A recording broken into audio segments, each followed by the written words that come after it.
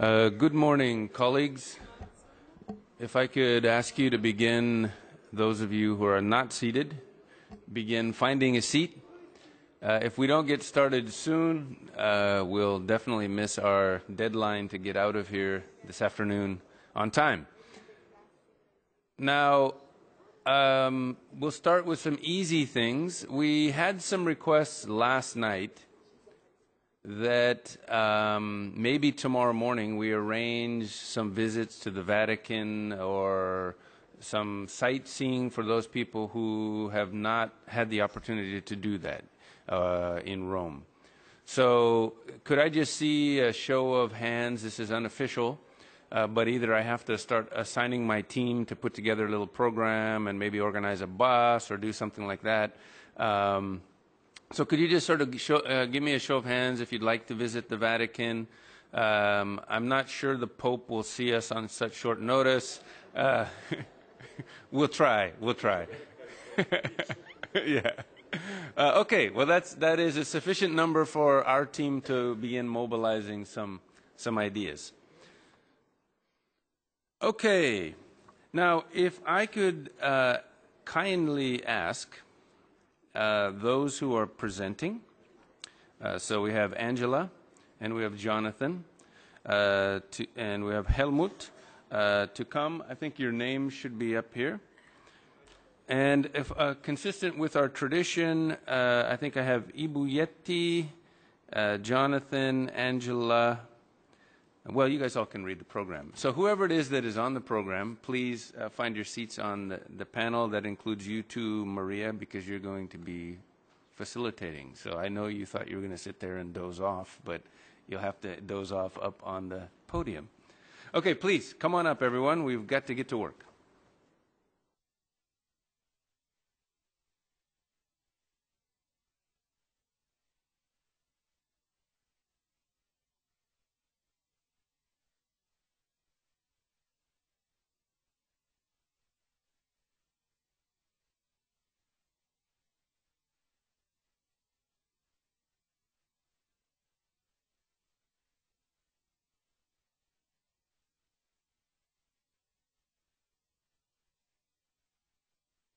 Okay, this morning our topic is focused on the data requirements for national greenhouse gas inventory systems. This historically has been one of the most contentious issues in the discussion of REDD, and one of the reasons why there was sort of a dubiousness when we first started REDD as to whether we could actually demonstrate in a clear and transparent manner that emission reductions were achieved. And I recall, Thelma, I think you lost your computer on this trip. I recall a meeting here in Rome that was, I think, March of 2006. And we brought in all of the experts to make the case that actually there was enough underlying and basic data using IPCC Tier 1 default values that we could measure, report, and verify emission reductions. Now, that was 2006. Here we are today in 2014, and we have made great strides in improving that basic data set and getting countries to be able to report. So we have presentations from Angela and Jonathan, and what I'm going to do, keeping with our tradition, since I have only spotty bios here, if you could, before you start your presentations, just a short bio on who you are, your experience, your background, and then get right into the presentation. Now, Angela and Jonathan approached me in a panic at the party last night and said that we had not prepared questions for this panel. So I just want to let you know that my crack team, amid all of the dancing, prepared some questions for the panel and circulated them. For both panels, they were that efficient. So, okay, Angela, please. The focus is on you.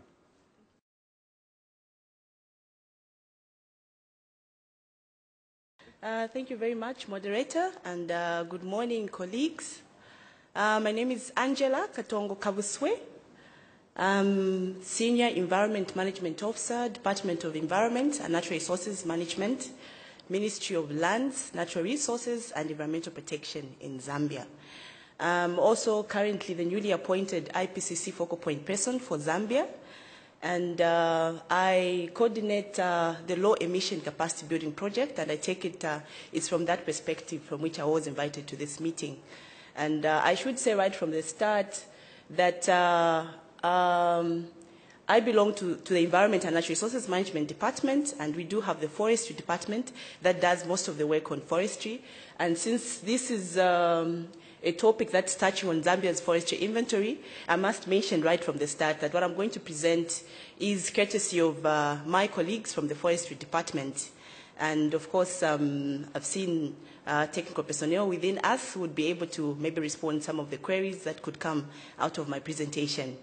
So I think from that, I must say I'm very delighted to be here, to be invited here, because I think this is the first time that I'm joining this family of the CD-RED. I've never attended any of the previous meetings, and most of you are seeing me here for the first time, but I think I'm happy to be here. So really what I'm going to do is just to run you through Zambia's National Forest Inventory and its use on GHG reporting. And the outline of my presentation, I know that it has to be something that is brief, because I know most of you have been following the happenings and what has been going on in Zambia. So really, I thought I could just keep it short. So what I'm going to look at, firstly, I want to look briefly on the elements and the data requirements of GHG inventory generally, then look at some of the barriers that we encounter when we're doing GHG preparation, then now come down to the forest inventory in Zambia and how it's being done, some of the initiatives that are currently going on, looking at our National Forest Monitoring System, the Integrated Land Use Assessment Phase 2 program, remote sensing, RED+, the ESA GHG project, the low emission from where I'm coming from, and lastly, a short conclusion. So that is the outline of my presentation. Coming to the elements, I know that all of us here are experts and very familiar with GHG inventories. So I just want to mention that we know that compiling a national GHG inventory requires fairly lengthy and interconnected series of activities that have to take place. Collecting emission factors and activity data, selecting appropriate methodologies, estimating the GHG emissions and removals, of course implementing uncertainty assessments, and of course employing quality assurance, quality control, and procedures for that as well. And also ensuring that we're able to report the results, document and archive all relevant data and procedures that we use in this GHG reporting. So I thought I could just mention those important elements just as a way of reminding ourselves. So talking briefly on the barriers to GHG preparation, of course, some of these issues have already been discussed from the previous sessions that we had yesterday. Of course, some of the barriers include the limited resources, for we know that these are complex activities that we have to do in terms of GHG reporting, and sometimes resources may not be adequate in terms of us carrying out an effective GHG inventory. So resources are always a challenge. Then the lack of a dedicated team, I think this has been a challenge in most of our countries, where oftentimes we have to outsource services to consultants to do most of this work. So I think it's important that we have dedicated teams that could carry on this kind of work when we build capacity in them. And of course, the difficulty in retaining the capacity and expertise that we build, because it's very difficult sometimes to retain certain personnel within institutions that have been capacitated to be able to do this kind of work.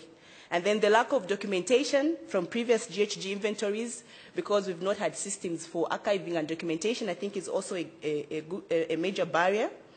And lack of targeted training in the areas of climate change models, because we have to use those models that have been put forward by the IPCC and, of course, other institutions, the methodologies, data collection and management. So I thought I could also talk about briefly on the barriers. Now, coming down to forest inventory in Zambia, as you know, Zambia has about 60% of the total land area covered by forests. And we have a high deforestation rate of about 300,000 hectares of forests that are lost every year, according to some of the studies that have been done in the country. And also, if you look at our second national communication in terms of the emissions from the land use change and forestry sector, we have a figure of 73.67% coming from land use change and the forestry sector, which is really very high compared to the other sectors. So meaning that for Zambia, most of our emissions are actually emitting from the land use change and forestry sector. Of course, this is with high uncertainty. And I think this is where we are saying that we need to gain information on the extent, quality, and quantity of forests for improving our assessment of the GHG reporting, if we have to have good certainty in terms of the figures that we come up with. And of course, this could also help us to be able to implement certain mitigation and adaptation measures that we need or policies in the forestry sector. We know that for us to carry out robust GHG inventories in forestry, this depends on reliable and credible systems for measuring, reporting, and verification of the changes that take place in the carbon stock. And currently, I want to say that Zambia's capacity for measuring and reporting the carbon stocks, the changes in the carbon stock and the GHG emissions is currently being addressed by a number of initiatives that are taking place in the country. These include the National Forest Monitoring System that we are trying to put in place. We have the Iluwa program that is also taking place. We have the RED Plus that we are participating in, the Low Emission Capacity Building Project, the ISA GHG project, and of course others that I may not mention here. So I want to now come down to these initiatives and see what each of these is contributing in terms of forest inventories. For the National Forest Monitoring System, we are trying to put in place a decentralized National Forest Monitoring System with GIS laboratories being created in the 10 provinces of the country. We have 10 provinces in Zambia, and we have created GIS laboratories in each of those provinces with a national one in Lusaka, which is the capital city. And this is for the purpose of providing near real-time spatial data on deforestation and forest degradation. And this data is relayed to the National Forest Monitoring Laboratory, which is in the capital city of the country, in Lusaka, for national reporting purposes. And to accompany this infrastructure development that has been put in place, there were some extensive capacity building that were done for provincial cross-sector technicians in GIS, GPS, MRV, and of course GHG reporting methodology, which was done. Coming to the integrated land use assessment, I'm sure most of you are aware about this program that Zambia is currently doing with technical support from FAO and financial support from the Finnish government. Through the integrated land use assessment, this is closely aligned to the National Forest Monitoring System. And through this program, we have about 4,000 sampling sites across Zambia, which should be able to provide technically sound information on the physical characteristics of forests, as well as the socio-economic condition of forest communities living in and around these forests.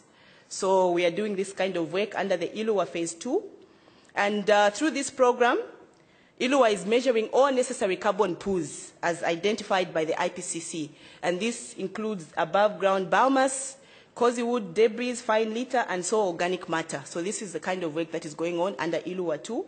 And we are hoping that the information on the carbon pools for the different forest types will help to improve the GHG reporting and also help the country to move to higher tiers in the forestry sector in terms of the inventories. On remote sensing, Zambia has focused so far on the historical reconstruction of deforestation and forest degradation using freely available land site data. A national reference level is being estimated from land cover classification for 1990, 2000, 2010, and land cover change analysis. This work on remote sensing is being done by the Forestry Department in collaboration with the Regional Center for Mapping of Resources for Development in Nairobi and the UN RED. These are some of the maps that are being generated from our National Forest Monitoring System. This is showing the forest cover. This is showing deforestation, vegetation maps. So this is the kind of data that you can find on the National Forest Monitoring System. On the RED Plus, I'm sure you all know some of the outcomes, of course, have to do with forest inventories. Specifically, if you look at outcome 5 and outcome 6, outcome 5 of the RED talks about strengthening the MRV capacity to implement the RED Plus. And outcome 6 talks about assessment of the reference emission level and reference level. And I must say that for the preliminary, for outcome 6, we do have preliminary reference emission level, which was estimated in 2012. Other works that have been done under the RED Plus, we have done the study on the drivers of deforestation, which has been completed, and this highlights some of the main causes of deforestation and forest degradation in Zambia. And apart from that, also there's been another study that has been done through the RED Plus, which is the economic context of RED Plus, looking at the opportunity costs. And this has also been completed, and we are also working on a web portal for RED Plus issues, just to provide information to the general public as to what is going on under RED Plus, and of course other activities related to this. Coming to the ISA GHG, I'm glad that I'm seeing Professor Yamba from CZ from Zambia. Their institution is the one that is coordinating the ISA GHG in Zambia. And this project is working to address institutional capacity, looking at methodological choice and data requirements needed to develop high-quality, sustainable national GHG inventory systems for the agricultural and LULUCF sector of national GHG inventories. It is focused on improving the application of the IPCC methodologies and facilitating the use of more appropriate emission factors and activity data through enhancing technical capacity of designated personnel to produce well-documented and transparent inventories. And currently, I should mention that the project is working on organizing some ALU software data entry workshops sometime in March, where experts in the LULUCF and forestry sector are going to come to fill in this software so that we can see how we can improve on data in the forestry sector. Coming to the low emission capacity building project, I'm happy because yesterday we did have somebody from UNDP who also said she's involved in this program, which I'm also involved in back home. And for us as Zambia, we have 3 objectives under the low emission capacity building project.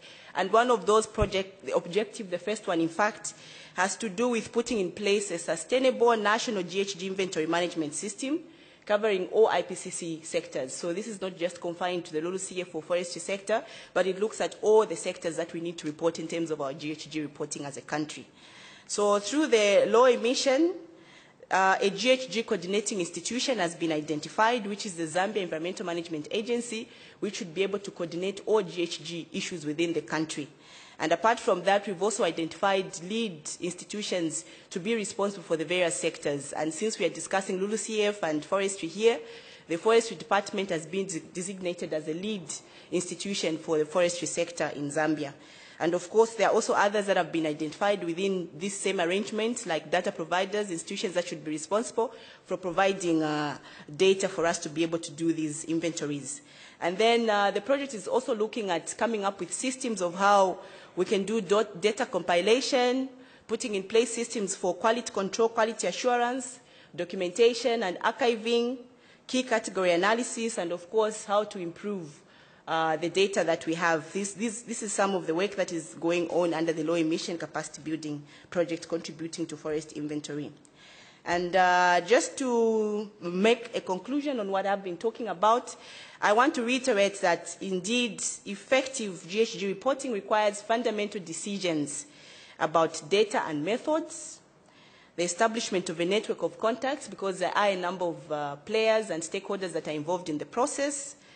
We need that so that we are able to access data, review results, and also we need to design a system for data management, quality assurance, quality control, documentation, and archiving, which has been a challenge for most countries in the past.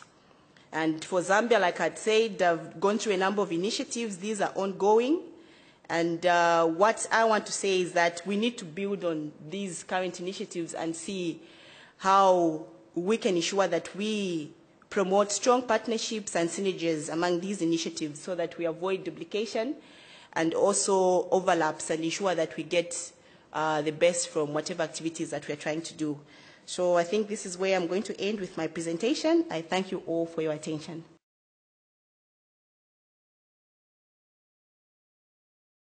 Thank you, moderator.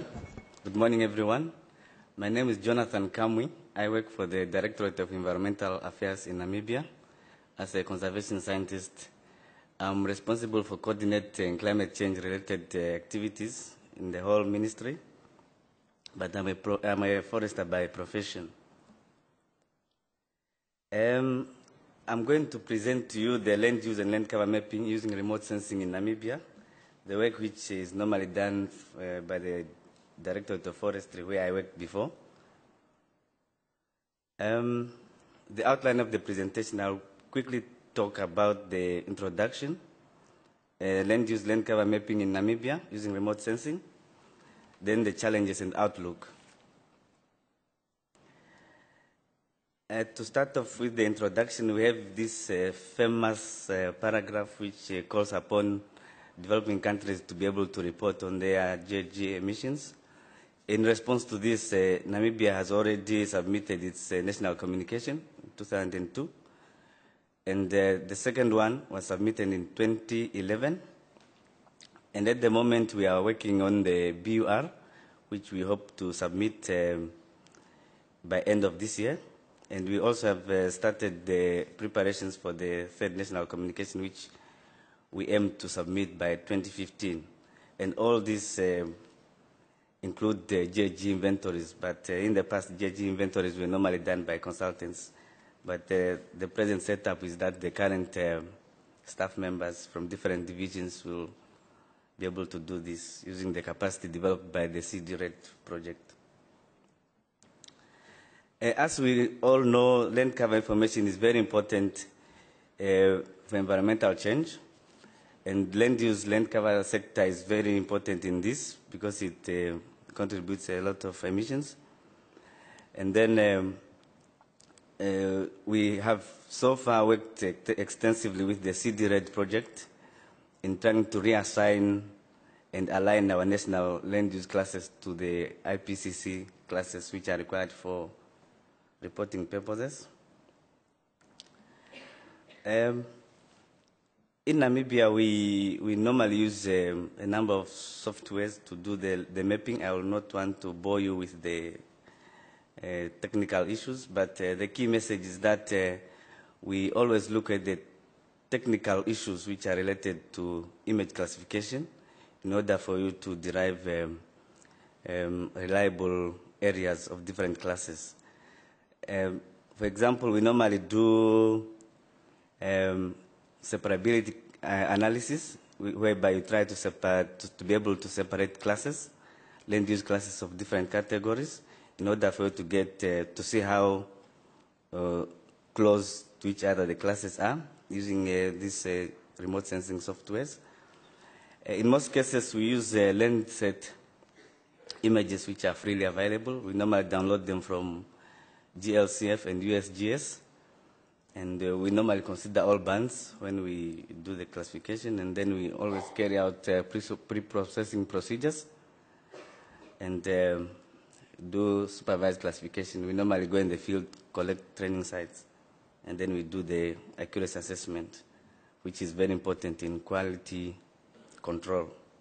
And then we normally do change detection using post-classification to be able to get the change in direction of classes. As an example, I have here the separability analysis of different classes to see how different land use classes were able to be separated by the classifier, which are normally inbuilt in these remote sensing softwares. You can see that the closer the circles there that you see, that's how, that means the classes are very close to each other, so we have to revise the classification. Those circles should not touch each other there.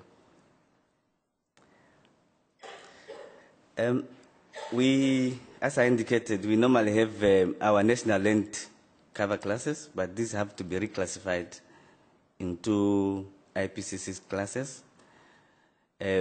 The table in the corner there, that's the final reclassification of the classes, which are on the other side. So it's like we have 5 classes. We don't have wetland in Namibia as such. These land use land cover maps are usually developed in two schemas. The first one is based on this IPCC classes, and then the other one is the sub-national classification. But it's important to indicate here that forest subcategories, we have two of them, which is closed woodland and the real forest. Those are the main forest land subcategories that we have. We also worked a little bit with the Regional Center for Mapping, which is based in Kenya. They assisted us in developing the maps, land use land cover maps for Namibia, but the work is still ongoing. You may not be able to see the legend there, but this is the intermediate product that we received. We hope within this year we may be able to get the final product of this classified land use land cover in Namibia. We also have challenges like everyone else. Our institutional arrangements are still somehow weak. We are still trying to sort them out. We have a small team which always changes. People go for greener pastures. And then our partners in developing this land use land cover map, which is the Regional Center for Mapping based in Kenya, is taking their time to give us the final product. At the moment, we are in the process of filling data gaps that we discovered in this current inventory, GHG inventory. And the information that we have so far will be very useful in the BUR and the third national communication that we are planning to submit by 2015. And also further support and guidance in carrying out GHG inventories is highly, highly required. And thank you for listening.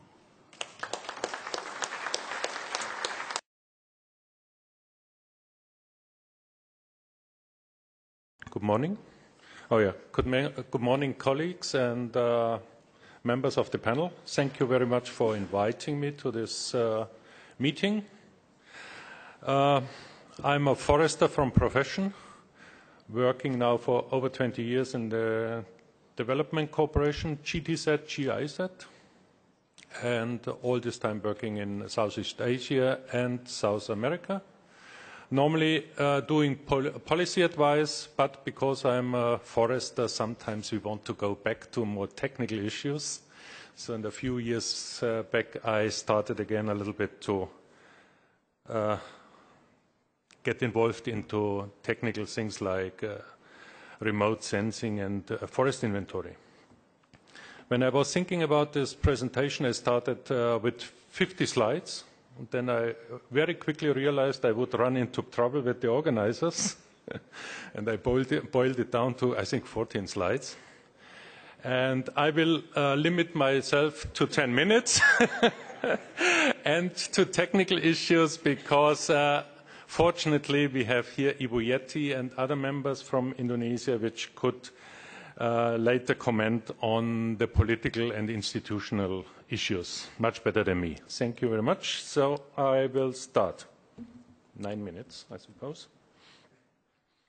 So I will very shortly talk about proposed national MRV systems in Indonesia and FORCLIM's carbon accounting system on district level. FORCLIM is a forests and climate change program supported by the German government and executed by the Ministry of Forestry in Indonesia and headed by Pa Helmi, who is also here, and he is the director of the planning department of the ministry.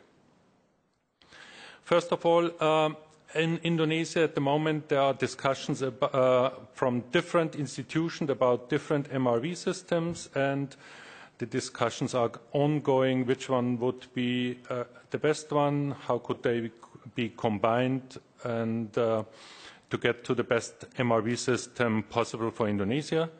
So we have proposals from the Ministry of Forestry, from Bappenas, the planning Ministry of Planning in Indonesia, and also from the new RED agency. On the right, you see the 3 districts we are working in. Each of them is around 40,000 square kilometers, and this is the project area for the Forests and Climate Change program, where we implement our ideas how to get data and inventories which will satisfy national but also international requirements. The proposed national MRV systems, of course, they all are based on this generic concept of IPCC. And to see one of the examples how it works, oh yeah, you can see it much better than me here. You have on the left corner, down there on the left corner, this provincial system, how they think the provincial data or the local data could be integrated into the national data. So it's based on the National Mitigation Planning, RAN GRK.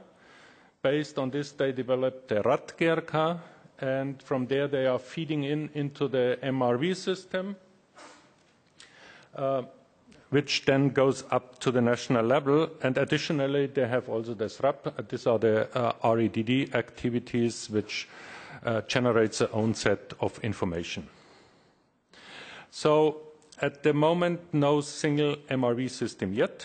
Overlapping responsibilities must be resolved, and the coordination between the land-based sectors is required. Now, to the program approach to a carbon accounting system. It's a land cover-driven approach. It's a wall-to-wall coverage at district level. It has a modular design for possible integration into other systems. You will see later what that means, based on classification system and stock difference-based approach. And here actually comes already the very essence of the project and the accounting system. We have on the left side the reference level, the historic reference level approach. So we use also landside data because this is the only data that goes far enough back into history that you get comparable data. So we did land cover classification, change detection, emission factors from literature, and historic carbon emissions. You know all these exercises in all the countries. I think it's more or less the same. At the moment, we are in the center of this modular system, the current carbon stock measurements. What we are doing at the moment, we are using high-resolution satellite data, in our case rapid eye, but we could also use spot, and probably we will change to spot because Indonesia is opting for buying spot data. But the systems are so similar, there will be no problem to interchange the data and the results. We do a better land cover classification and a forest benchmark map. And at the same time, we do LiDAR flights, 75,000 hectares, over in the 3 districts, in each district 25,000 hectares, only within the forest management unit, which is around 700,000 to 800,000 hectares each. And at the same time, in this LiDAR flight path, we do inventories, which can be repeated because we have also the GPS data. We are using a circular approach. And from this, we are modeling extrapolations for scaling up of the different forest ecosystem to a wall-to-wall coverage again. So we try to, in this forest management unit, to cover all existing forest ecosystems so that we get better estimates for each of these forest ecosystems concerning biomass and, of course, carbon content. From this, we derive improved emission factors, and this will be used also to update the historic carbon emission.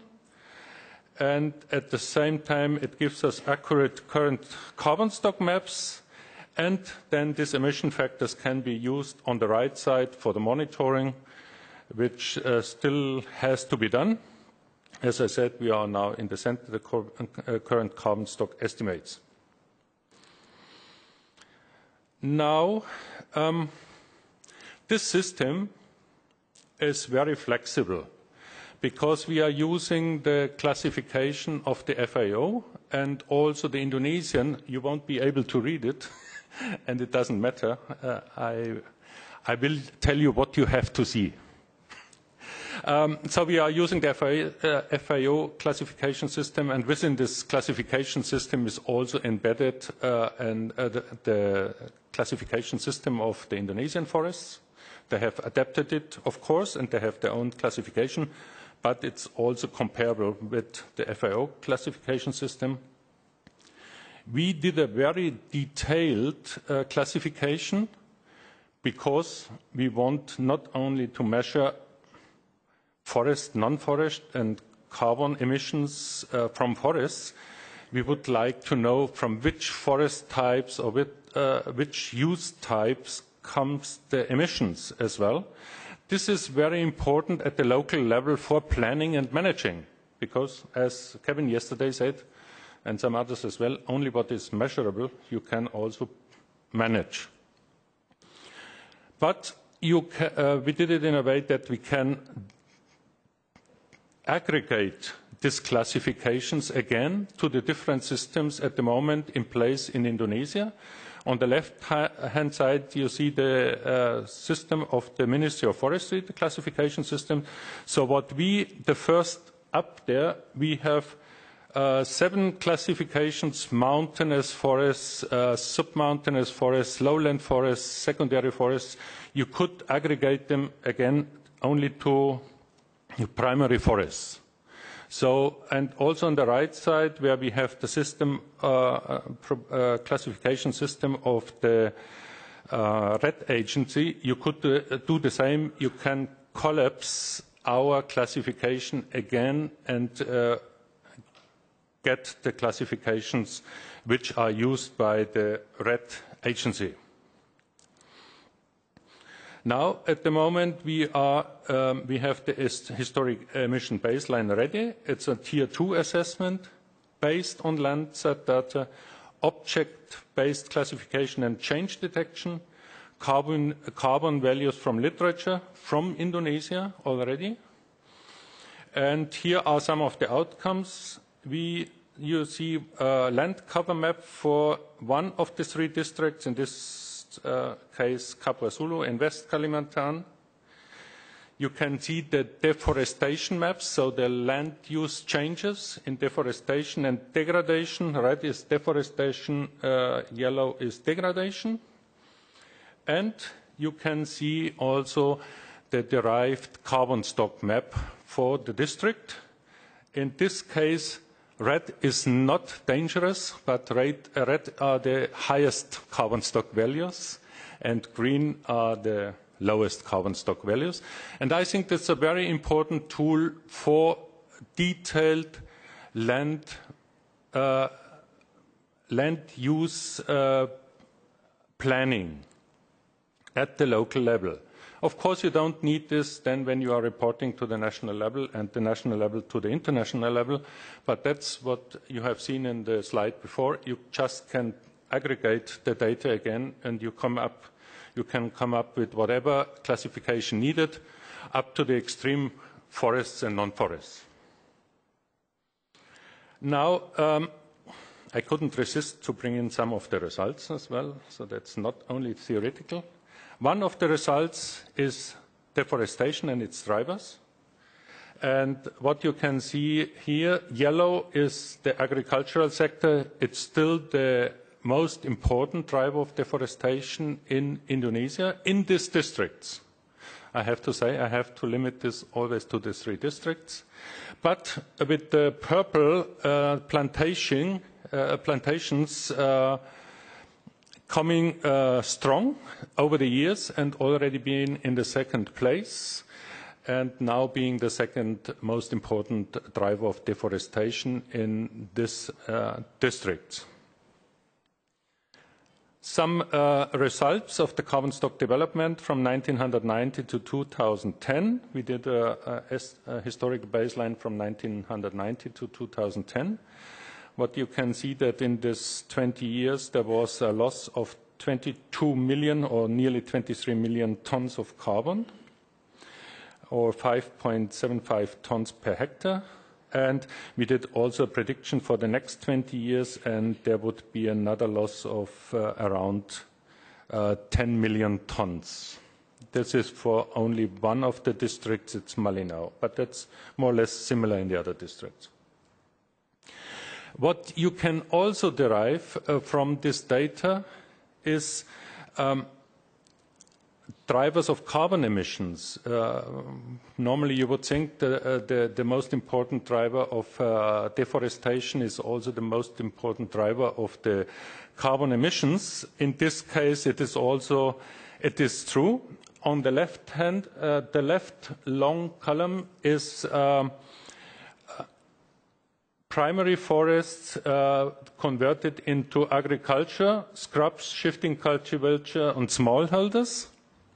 But the second most important driver of carbon emissions is not the plantation sector, as it is, while it is the second most important driver of deforestation. The second most important driver of carbon emission is the forestry sector, by degrading the forests from primary forests to secondary forests. So this, for me, is an important part, that we can get this detailed information on the land use, and on the different drivers of land change, degradation, land degradation, forest degradation, and deforestation.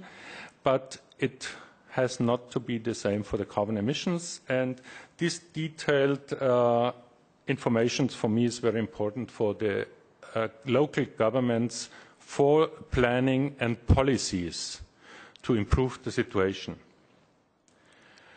Now I'm already coming to my last slide, and I still haven't seen that I have to finish. Maybe I should go on. So, what are some requirements? The most basic ones are you need a baseline time period that is the same for all institutions reporting on carbon emissions. You need a classification that satisfies national and international requirements but can be more detailed at the local level. Maybe I'm able to show you this, what it looks like. Should be. So here you have the classification system we used. Sorry. Yeah. What you see. Oh, okay. It's only me that can see it. Yes, sorry. But I know it already. I'm guessing. Yeah, it worked. Okay. So you can see we used the primary vegetation, and that was divided into forests and non-forests, and then the forest sector, the forest was very detailed, and you can just disaggregate it and aggregate it how you need it at the local level or at the national level or at the international level. So how do we get out there again? And the agreed national emission factors must be used, and agreed national emission factors must be used when subnational data is integrated into national reporting. I don't need this. Why do I say that? Because we found through our LiDAR flights and LiDAR inventory that some of the data we found at the local level are much lower, or in other parts higher than the data used at the moment at the national level. So one of the discussions will be how local data will influence or should be integrated into the national level accounting system to get more true values and not only values based on a few studies. But that could also be of course, is also a budget issue, a financial resources issue. And just as a last remark, what we did and what I showed you here, in short, it's expensive. Yes, it's around €12 or $16 per square kilometer or 100 hectares. That would mean around, if you would like to do this for the whole forest area in Indonesia, you would have to spend around $16 million to do an inventory like that and an estimation like that. Once we have finished it, we will do also a cost-benefit analysis if these LiDAR flights, which are really very expensive and which I would call the Porsche of MRV system, because I'm German and not English, I cannot use the Rolls-Royce. It is up to a cost-benefit analysis and, of course, of political decision if it should be done like this or if the requirements coming from Lancet and from more high-resolution satellites and inventory is also enough to satisfy the national needs for measuring and reporting on greenhouse gas emissions. Thank you very much, and I hope I kept more or less the 10 minutes.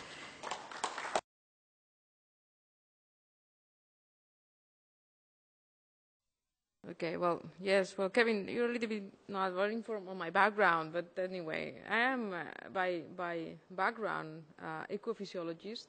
My PhD was on carbon exchange in lichens in the deserts. So, and my master thesis was about phytoplankton dynamics. So, yeah, I've been progressing in the evolutionary scale through botany. Well, yeah, my role in FAO is to coordinate the country implementation support that the UNDOT program is providing through FAO.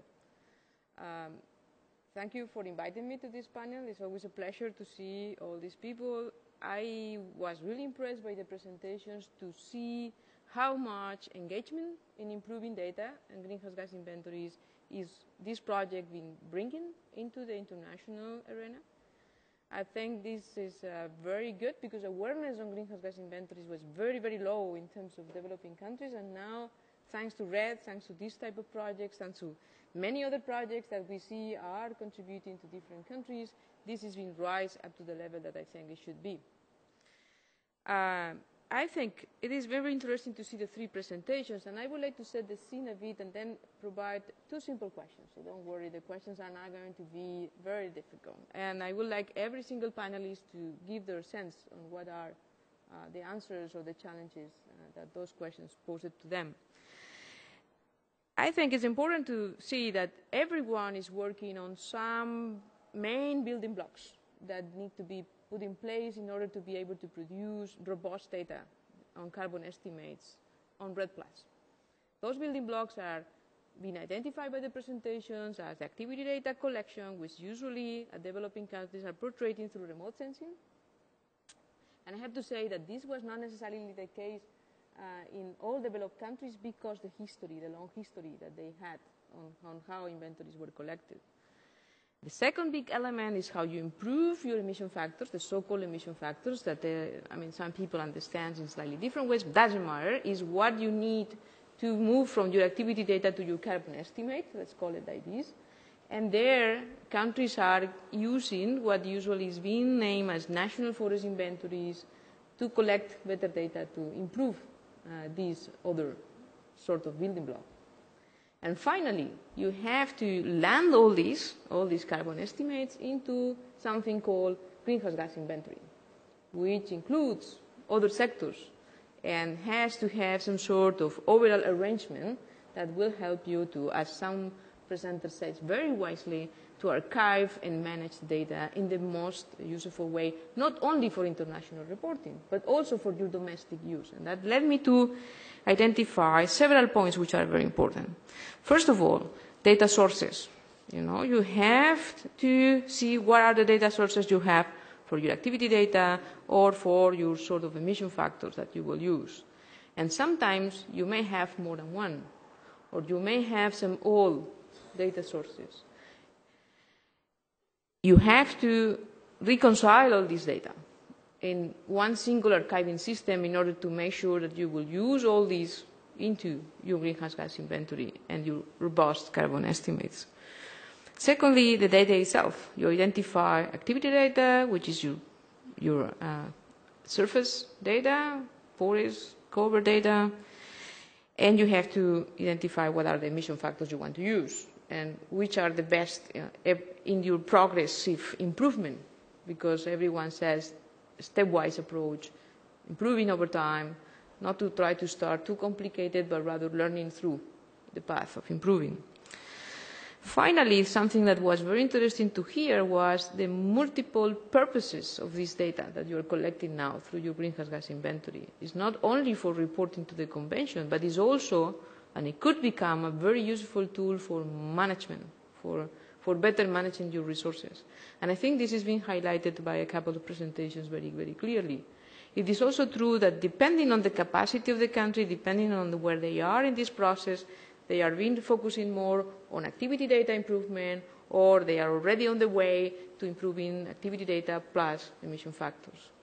And you can start simple. You can use the 4 factors to start the process, to get familiar with the process, and then improve along the way. And I think this has been messages which have been portrayed very clearly. Arrangements.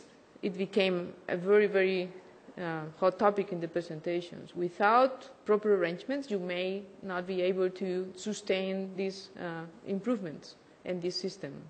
So I think that's another important issue we have to keep in mind. And then finally, I would like to say that there are several things which are being highlighted, like, for example, a scale. We start subnational, we start national, how we reconcile these 2 scales. And it seems to be that everyone is aiming to reach national scale at one point in time, but may not be possible from the beginning. It is also true that people is approaching slightly differently, which doesn't mean that one is better than the other, but some systems seems to be more decentralized in terms of data collection and how the inventory is managed. Some systems seems to be more centralized. Some systems are building from small scales to larger scales.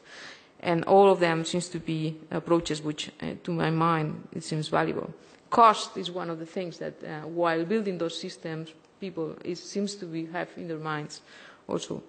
So, given said that, and I hope it was not too long, my sort of summary to make the context out of the presentations, I would like to ask simple questions. The first question is, are you confronting in your specific countries the challenge of facing different data sources that can contribute to this process, and how you are trying to resolve the problem of reconciling them, keeping in mind that those data are used for sometimes different purposes? And my second question is, we have been talking about the importance of activity data, the importance of emission factors. How, in your countries, you are foreseeing this process of improvement towards better activity data, but I would like to focus you more towards better sort of emission factors, how you are seeing that. So I will give the floor to the panelists now, that if they can elaborate a bit on these 2 questions, which are very generic, but I think it could help others to see what are being the challenges and how you are at the moment in this process. Thank you very much. We're going to start from the near Kevin, I guess. And maybe 2 minutes, Kevin. You are the manager of the time. Okay. Angela, you're first. Thank you very much, Maria, for those questions. Maybe starting with the first question on how we can improve in terms of data sources.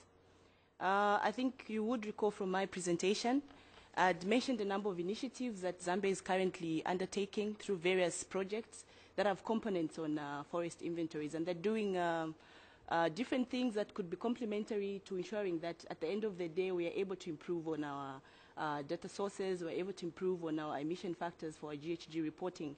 So I think in terms of the challenges from these data sources, I think what I see is that while we appreciate that we do have these initiatives currently going on, you will find that sometimes because of the different project teams that are managing these initiatives, sometimes it becomes difficult to, integrate everything into one thing, because then you have to deal with different persons that are dealing with the different projects, and they've got different timelines, different goals, different visions of how they're doing things. So I see that as a challenge, but I think because it's been recognized as a challenge, it's also being addressed. And I think what we have now tried to do is we have identified all these initiatives that have similar activities, and we are trying to work on ways of how we can ensure that our activities are coordinated in a way that is going to complement these activities.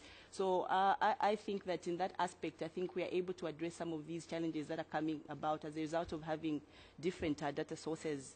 Coming to the second question again on how we can improve in terms of activity data, I think it's important to identify the various data sources where we can find information to improve our GHG reporting. I can talk about the ESA GHG.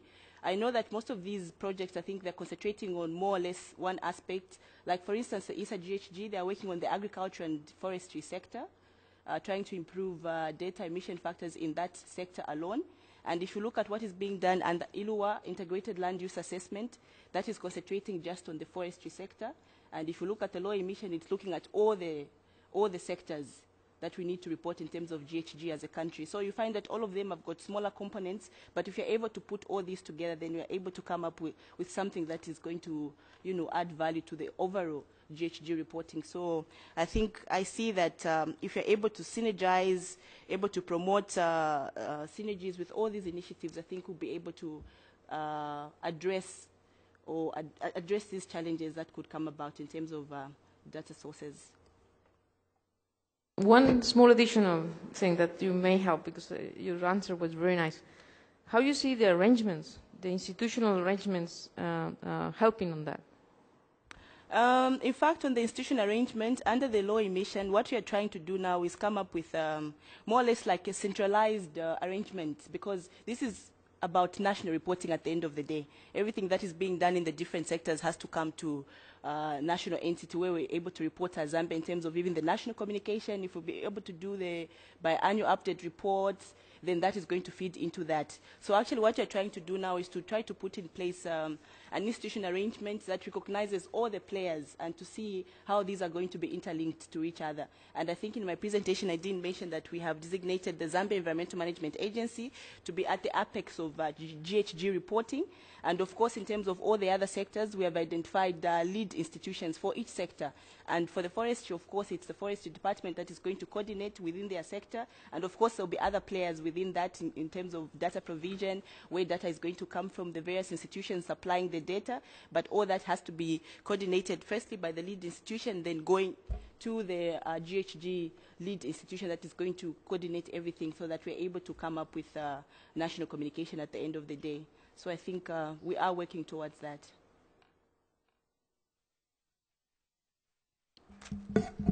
Thank you.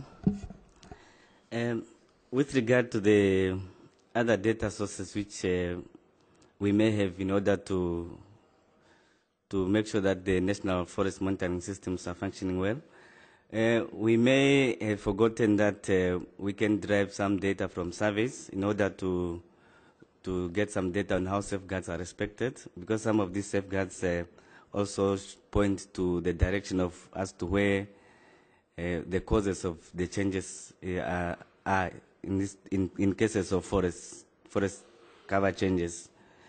In our case, there's actually a need to reconcile different data sources in order to ensure that they are compatible and comparable.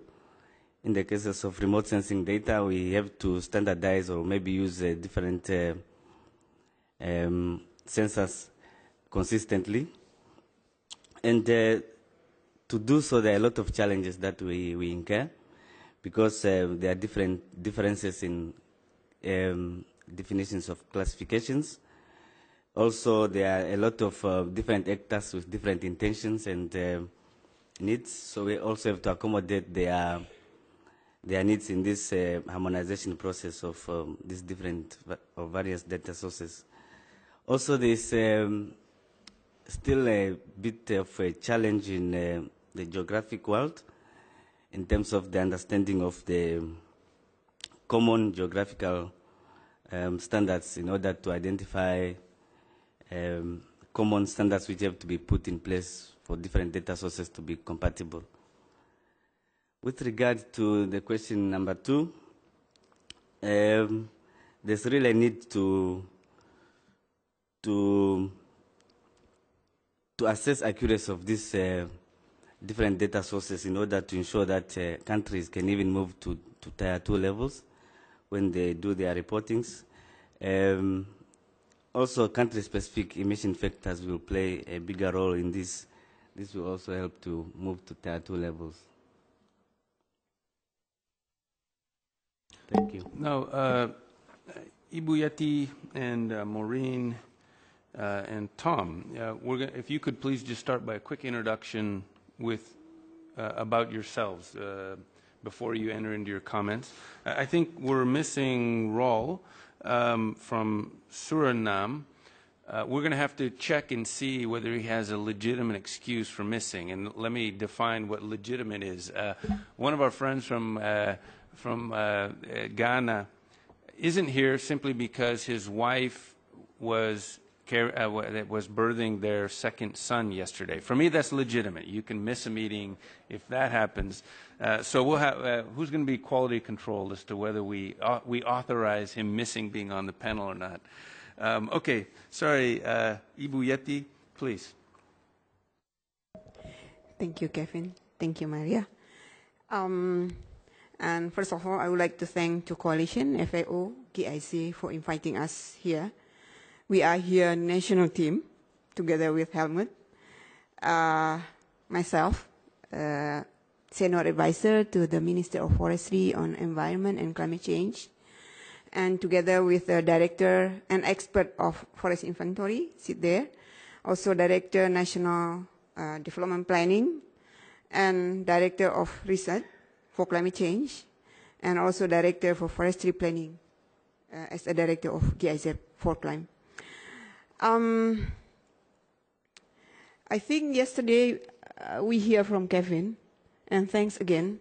10 years ago, Kevin waking all of us up how important forest is for climate change. So even not only under Kyoto Protocol, but also for more broader, as agreed through Bali Action Plan, we name it RED Plus under Copenhagen Accord. Now, I come to your question, talking about the data for RED plus MRV. For Indonesia, we long experience with the forest inventory using remote sensing, at least since 1997, under FAO project, National Forest Inventory, and we continue and improve until now. So, and of course, terrestrial methodology and data collection based on sustainable forest management concept for all type of forests. This is words of UNFF, all type of forests.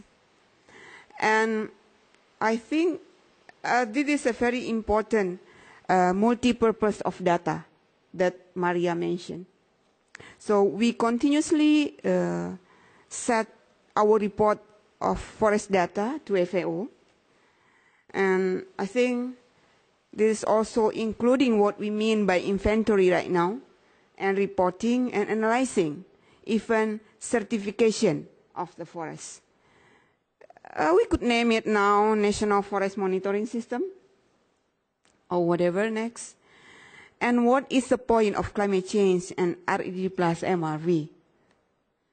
Field activities, no change from SFM, no different criteria. The key point is, other words from Kevin yesterday, report what you did in terms of carbon or carbon equivalent. Then, while we are working hard for quantifying our work in the forest or in land use base, we sometimes forgot something that we must do to keep below 2 degrees. we have to scale up our best practices, improve activities that Maria questioned, and show how big the delta of carbon under new set of activities. For Indonesia, there is a political commitment, there is a methodology, there is a data. I think the GHG project cannot move forward. I should say that it is almost tier 3 or tier 3 without the basic system that Indonesia has. So there is political, there is methodology, there is a data, and what now? So I think my word is, let's move forward together. And arrangement, because last slide from Helmut mentioned about the arrangement, coordination and institutional. We believe from forestry sector in Indonesia, there always needs some adjustment when we want to move forward. So it is not reduce our productivity for an effort to mitigate and adapt climate change or do sustainable forest management. I just inspired by yesterday's discussion mentioned about charcoal in Africa. What really forest and climate change? And what is emission related to CO2 and a forest? Charcoal, from my point of view, or maybe other foresters in this room, is carbon neutral. The worst scenario is when you burn the trees or accidentally burning the forest. The worst thing is you cannot release emission more than the trees absorbing during their lifetime. So charcoal is carbon neutral. But now how to improve our activity by planting more, holding more longer in a forest, and produce sustainably. So I think that's my answer to your question of what kind of activities. I think I conclude my answer. Thank you. Thank you, Ibu Yetti. And I have an apology to make. I just made a grave diplomatic blunder. I blamed Suriname for something that Guyana did. I know how terrible that is. So it is Guyana that is absent and Suriname that is present, not the reverse. I apologize. Okay then. My name is Maureen Playfair from Suriname. This is a tiny Caribbean country on the mainland of South America. On behalf of my two other colleagues, I have to thank the Coalition and the FAO for this opportunity. I have to say we all enjoyed our first visit to this nice city of Rome, and also enjoying the discussions and the talks, the opportunity that we have to mix with our colleagues that are involved in the REDD Plus activities. Talking about giving an answer on the questions, first thing about the data sources, I see an evolvement of what is happening in Suriname, where when we are talking about forestry, when we are dealing with forestry, it was about how do we monitor our sustainable timber production. That was forestry for us. In the 10-year period, I see that we are also incorporating now in our monitoring systems, in our inventories, the issues of biodiversity, and now for the last few years, the issue of carbon assessment. That means it is fairly new for us.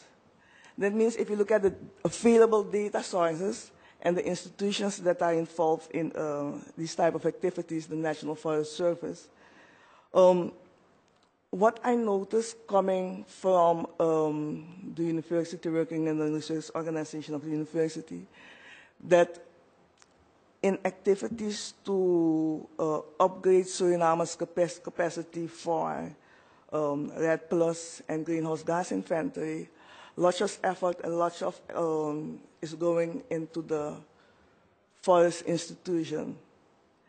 But Suriname has more than forests. If you look at the National Forest Monitoring System, the National Forest Inventory, I feel that it is excluding the non-forest land. And if you see changes, if you see carbon emissions might be for us more in the area of the non-forest land happening.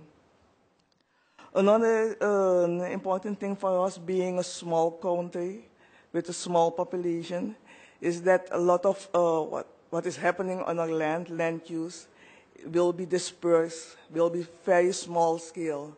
That means that we are missing them if we are using this freely available tools like Landsat images to calculate the activity data with regard to land use change. We need high resolution data for our case, but that is, of course, we need money. We will need, of course, it's more expensive to do that. So I'm planning for a more integrated approach, National Forest Monitoring System, National Forest Inventory, that we have to step beyond that it is something that has to do only with forests and the forest institution, but incorporating also the other institutions, land use institution. Let me take an example. For greenhouse gas inventory, data like soil type, climate types are important. For Suriname, it is only available on paper format. It's not yet in a digitized form that it can be incorporated into the National Forest Monitoring data that is coming available. That is so much to say about the data sources. If I talk about the emission factors, the second, how to improve to Tier 2, for us, I think we have to, I've participated in the previous communication of first national communication, the second national communication. I think that it's possible to really improve to Tier 2 once we identified at least for the key categories that we identified. But also there I have to plead again that we need a more cooperation between the institutions in Suriname, where talking also with my colleague from the university, that the research organization has to be involved, has to take a more active role in doing research on improving emission factors, at least for the key categories in Suriname. And for the last question about institutional arrangement, of course, we need a lead institution is necessary in this case. We have the forestry institution, we have the research institution, we have the institutions for agriculture, but there is not one lead institution that can deal with scale of data priorities, and that is especially for small countries with small economies. It's necessary that we don't duplicate and we are very effective in what we are doing. Thank you. Okay, great. Hi, good morning. My name's Tom Wirth. I'm with the U.S. Environmental Protection Agency, and I work on the agriculture and forestry inventory, or LULUCF inventory for the U.S., and also have been working on capacity building programs in developing countries for about 10 years or so through some USAID funding. And one of the offshoots of that also has been developing a software program, which I've heard many of you have been using, which is the LU software program, which is designed to implement the IPCC methodologies for both Tier 1 and Tier 2. So that's sort of the work I've been doing that relates to this meeting. I think, at least my perspective from hearing Maria's questions, were they were kind of linked in the way I saw it, in terms of, how do we improve or reconcile data, activity data, emission factors, and things like that. And I think the way I approach it is more in terms of having a strong inventory management system, a very strong foundation in an inventory management system, and the various institutional arrangements that are set up with the government that support that. And I think probably one of the most important things is that this inventory management system has relationships with the different data providing ministries, whether that's the Ministry of Forestry or Ministry of Agriculture, whatever, and that there's strong working relationships among those different groups, so that the data that's out there within the country can be provided on a regular basis to the inventory team. And so a good way to do that is to ensure that you have good maybe even written agreements between the inventory agency and the various ministries that are providing this data. This could be something like a memorandum of understanding that documents the purpose of this data, the timeliness, when it needs to be provided, whether it's on an every 2-year basis and things like that, and then coming up with some sort of plan for improving that over time. So I think that's probably a good way to sort of improve upon the activity data and also that you're improving your inventory over time. Because I think really before we start to move on to tier 2 methods and things like that and all, I think that the most important thing is that the country builds this solid foundation and produces a solid, complete, transparent tier 1 inventory that can be used as the basis to build on in the future. Sometimes I've been working with countries and I see that they're trying to jump up to getting more country-specific factors, even trying to use modeling approaches and things like that, and yet they still have yet to develop a complete and consistent tier 1 inventory that they can use as a basis that's well documented, that if staff move out that were working on the inventory previously, that someone can come into there and see how this was done, how the data was collected, what the factors are, what the methods were used, and then use that to build on in the future. So I would just emphasize that before we start talking about moving into higher tier methods and more country-specific measured values and things like that that can be used, is to ensure that you do have a good, solid tier 1 inventory out there that acts as a solid foundation to build off in the future. And then with that in place, I think you just start to apply the good practice IPCC principles of doing a key category analysis, looking at what sources or sinks are key within your country, and then basically prioritize some improvements for the future and building off that and do that. And one of the things I talk a lot about with countries is the system that many developing countries are using to support their inventory is through the GEF funding. And so this whole process of improving emission factors, improving activity data, and things like that, I think needs to be based upon this, building a strong inventory, doing your key category analysis, identifying which sources and sinks you want to improve on, what's the activity data, and then including that within your GEF application. That's exactly the kind of thing that the GEF wants to see, is a well-structured application that says, here's what we have, here's where we want to go in the future, here's the specific line items that we're trying to identify to improve. And whether that's some measurement program or improving, doing new surveys or something like that, but those are the kind of things that could be funded through the GEF and then move the country along the path of moving to a tier 2 and all. So.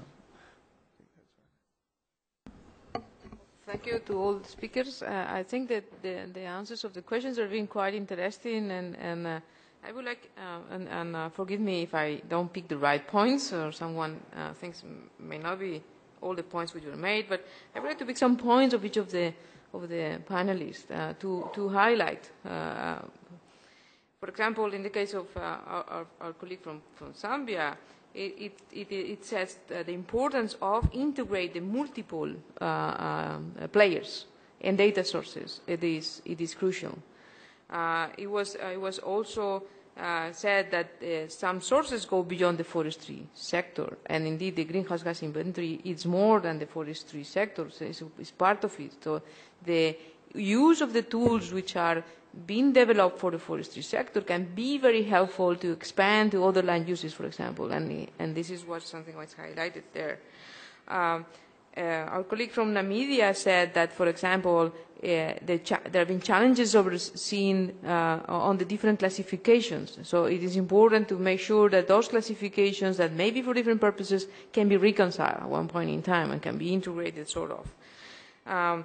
It is also being said that in this context, data compatibility is the concept that we have to seek for. We don't need to fully harmonize data, maybe, but the data has to be compatible and consistent. Then our colleagues from Indonesia highlighted the fact that they were not sort of starting from scratch, but rather building upon what Indonesia has been doing in terms of national forest inventories, which were focusing on the improvement of practices in order to achieve the goals that some of them are related to climate change mitigation. And that was, I guess, a very important point. Our colleague from Indonesia was saying that, from Suriname, sorry, was saying that sometimes the focus is being too much into the forest institutions, but it's important to open to other institutions to make better use of the tools and the information which is collected. And it's important to have one lead institution, but integrate all the institutions into the exercise, which may have something to offer.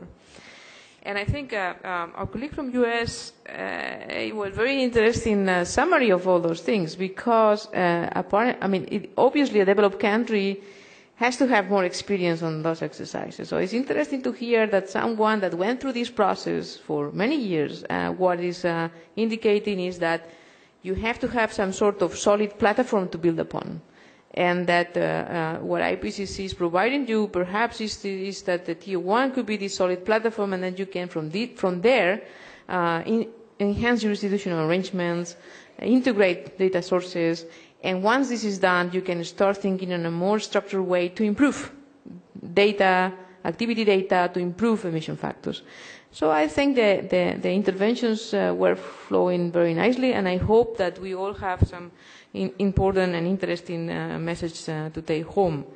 I think I have many ones to take home with me and to use in my coming work. So, thank you for your patience. Perhaps, I don't know, Kevin, can we take any one or two points from the floor if someone feels like doing so? Absolutely, as long as they keep in mind that they're keeping us from coffee. And as I look at some of the faces around the room, coffee is indeed needed fairly soon. So please, any comments, questions for our distinguished panel?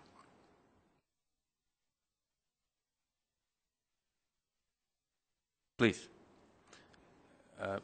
You need a mic. You're supposed to be holding up your country. I know it's Zambia, but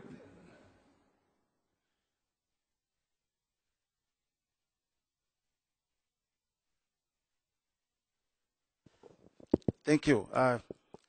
Topic which is I'm very passionate about, charcoal production. I like your comments. Yes, just to follow up what you said in terms of neutrality for charcoal production. Yes, it's possible. But unfortunately, from our experience, when the trees are cut for charcoal, you make the charcoal. Of course, there is some regeneration, which is taking place after that. But that regeneration, again, the communities go and cut that tree which is growing up. I think that's the challenge we have, and I think we need to do more work in that respect. But don't forget that when that charcoal is formed, nevertheless, it's burnt and counted, of course, as experts said, under energy. But at the end of the day, the overall picture that we still have emissions indirectly from the forest, from charcoal production. Thank you. thank you. We have Federica. Is ignoring me. Now, very briefly, good morning, everyone. And I just wanted to compliment all the speakers. I really enjoyed the panel. And, Maria and Tom just bringing some light as usual. But really compliments also the countries, because it's really impressive what has been achieved in all your countries. You have different learning. You're coming from a different learning process. Some were a little bit more ahead, some starting from behind. But it's really making and showing progress from whatever was the starting point. So I think you're doing a great you're doing a great job for your country and you should be proud of. And all of you mentioned that Jonathan said, unfortunately, people sometimes when they learn, they move for a greener pasture. And Joe from PNG was saying the same things yesterday, etc. So it's important to build redundancy. How the CD Red project can continue to help you make sure that you stay in your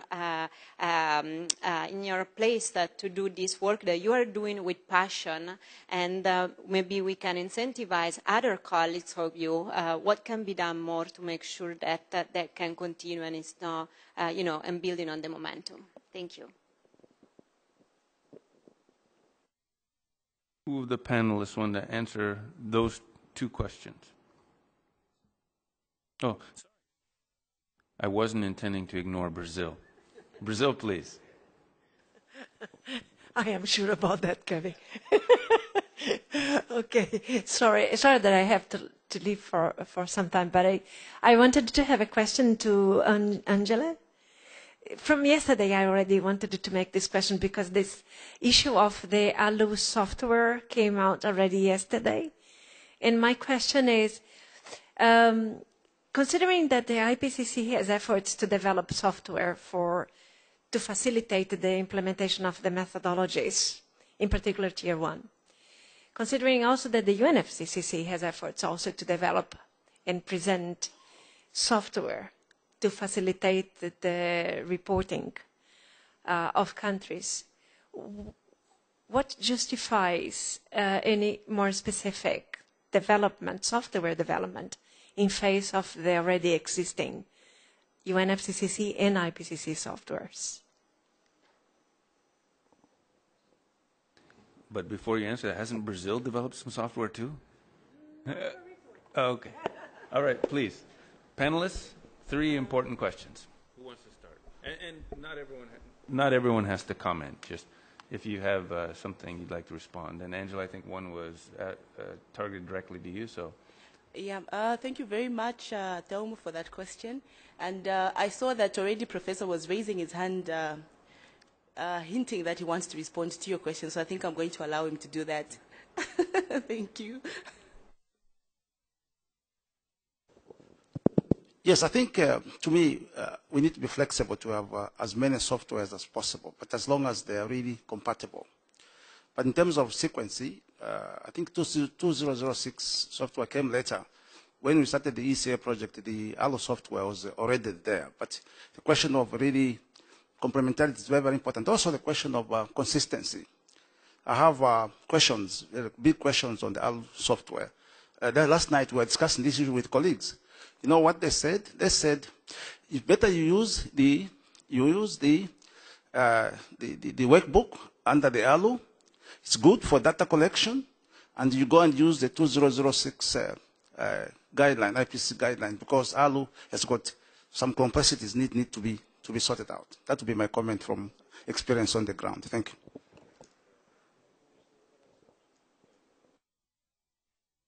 Yeah, thank you for a friend from Zambia for your comment about charcoal. Yeah, I agree with you, but please keep in mind, delta carbon, forest and climate change is simply delta carbon. So sequester more and reduce emission and keep longer in the forest. So in terms of charcoal, don't cut from natural forest, planting it with short rotation copies. Instead of waiting 10 years, you can cut in 2 years and every 1 year, I guess, in Africa. So I think it's going to make a change for that. And don't forget, with the same raw material, you are not only produce charcoal, you can produce pellet woods, you can produce torrefied wood, you can produce methanol later on. But keep in mind sustainable forest management need to be proved. Thank you. So we also have a question from Nigeria. Chilisu? Sorry, before the question, Tom. Yes, sorry. I just want to respond to the ALU software question. First of all, the ALU software, when we try to use it in our programs, that is a software that we developed and we are more familiar with it, but we offer the opportunity for the country to use anything that's out there. If they want to go ahead and use the UNFCCC software, there's going to be a new web-based version that's going to be coming out soon.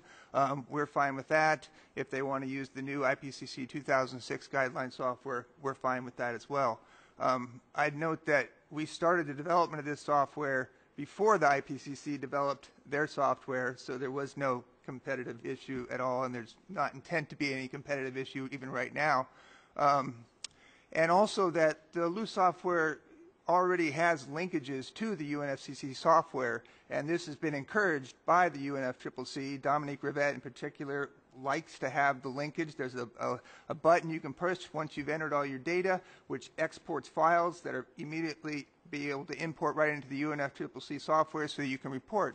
And I mean, I think the advantage of the LU is it actually lets you do tier 2. There's really no software out there that's letting you do all of the tier 2 methods, even both the stock change and the growth loss method for the forestry sector, and also has a lot of the features in terms of GIS import, uncertainty, mitigation assessment, things like that. So it's not intended to be any sort of competitive thing.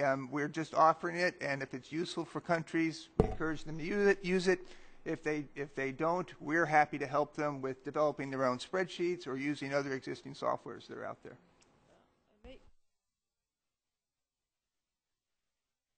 Yeah, thank you. I just have one quick question for Angela. In your presentation, you informed us that you have these GIS and remote sensing labs in all the 10 provinces. And I wanted to find out if, in your opinion, what are the implications of having 10 in the 10 provinces in terms of cost effectiveness and in terms of coordination? Thank you. Thank you very much for that. My country has a decentralization policy, and I think that is what we try to follow in all the sectors. We have to decentralize our activities so that it's not just at the central level. We have to take them down to where the people are, where the communities are, and they have to be involved in one way or another. So really for the forestry sector, what we have are district forest offices around the country and in all the provinces. So even in terms of forest inventories, we felt that I think it was going to be a good idea to decentralize it to that level so that we can have data coming from the provinces. I know it's a big challenge. It requires a lot of finances going into that, but I think it's for a good cause. And now as we are speaking, because those in the provinces are able to do their own monitoring, I think it has helped in terms of improving forest management in Zambia. So I think it's something that we're trying to encourage because we are following decentralization policy, which is government policy. Thank you very much. Now, in the interest of time, I'm sorry, Maria is the facilitator. I'll give you the last word. No, just to summarize, I guess, the questions from the floor, I think that one of my conclusions, also coming from discussions we had with the CD Red team last year, is that all these softwares are means, and are means that help you to understand better what is a greenhouse gas inventory. And at the very end, probably you may use 1, 2, 3. I mean, that's irrelevant. What is important is that you understand what it is, you understand what is behind, you understand what is behind the calculations, and you take your own decisions on how you want to proceed and how you want to improve. So that's, to me, what is the debate that we've been having about these multiple softwares, which at the end are tools. There are nothing else than that to help you. And this is the way that I think that everyone has to take it. And in some cases, you want to go a little bit further, and you may take the ALU software because it has other features. Sometimes you need to want to start very easy, and then you take a very much more simple software. But I don't think you need to stick to a particular software for the purpose of producing anything, but rather for the purpose of learning. So that was my recollection of the discussions we had on that. And I think that's a good sort of conclusion of the discussions we had today. I really appreciate the questions also from Salisu on decentralized systems, because we've been working with Zambia very closely, and Zambia is making a huge effort, but they have a reason for that. We understand. But it's also true that they're having a huge effort to make sure that the centralization of the data at the very end at the national level is also well done. So mean, thank you for the questions, Alisu, which I wanted to make myself, but I forgot. Okay, so thank you, everyone, and I think you can now enjoy your coffee. I hope it's Italian, not American, but anyway. Thank you very much. Thank you for watching. For more information, see cdred.org.